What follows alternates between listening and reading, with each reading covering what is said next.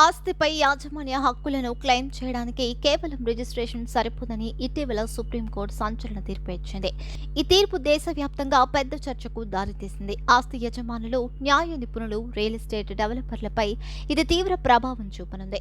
ఈ తీర్పు ఆస్తి హక్కులు, చట్టపరమైన వివరణలు పునర్నిర్వచించనుంది. ఇది లక్షలాది ఆస్తి కలిగి ఉన్న యజమానులకు ప్రభావితం చేసే అవకాశం ఉంది. సుప్రీంకోర్టు తీర్పు ఆస్తిని కలిగి ఉండడం, దానిని ఒకరి పేరు మీద నమోదు చేయడం మధ్య వ్యత్యాసాన్ని హైలైట్ చేసింది.